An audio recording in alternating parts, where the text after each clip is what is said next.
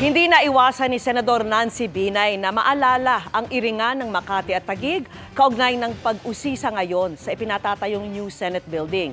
Giit niya, walang irregularidad dito. At nakatutok si Mav Gonzalez. Tila nag-flashback daw kay Senador Nancy Binay ang investigasyon ng Senado noon sa umano'y overpriced Makati City Hall 2 parking building. Ngayong iimbestigahan naman ang ipinapatayong new Senate building. Pareho ang mangunguna, si Senador Alan Peter Cayetano. Naungkat pati lokal na politika sa Makati na balwarte ng mga Binay at Taguig na balwarte ng mga Cayetano. Kailan lang nang magdesisyon ang Korte Suprema na ilipat sa Taguig ang mga Embo Barangay na dating bahagi ng Makati. Nung umpisa, ayaw kong isipin na may ganong anggulo Pero habang tumatagal, parang bumabalik pa rin tayo dun sa Taguig-Makati issue. Lalong-lalo na, di ba, na parang alam naman na iniisip natin na tumakbong local. Ano ba talaga ang intensyon? Ang intensyon ba ay tapusin ng building, malaman ng katotohanan ang building, or is it all about politics like 2016?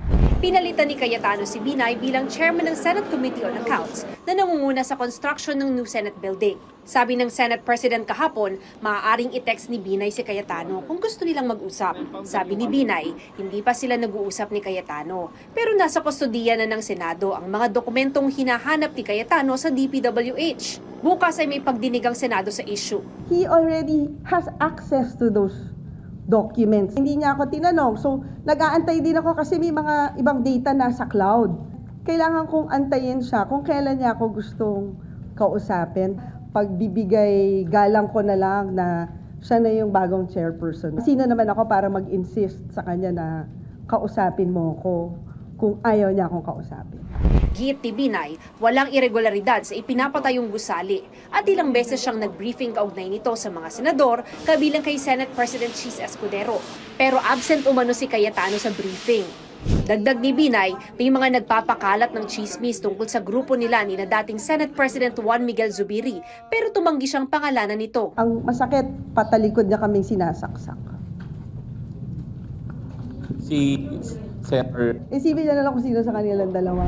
Lalo lang daw madedelay ang delayed ng pagtapos sa new Senate building dahil sa mga bagay na hindi pa dinedesisyonan ni Cayetano. Meron kasing kailangan i-resolve dun sa building na hindi matutuloy, hindi makaka-full blast dun sa construction kasi may mga issues na kailangan i-resolve nung bagong chairperson. But hindi nga niya inaalam kung ano yon or so talagang madedelay. Kinukuhanan pa namin ng pahayag si Cayetano pero wala pa siyang tugon. Para sa GMA Integrated News, Mav Gonzalez, nakatutok, 24 oras.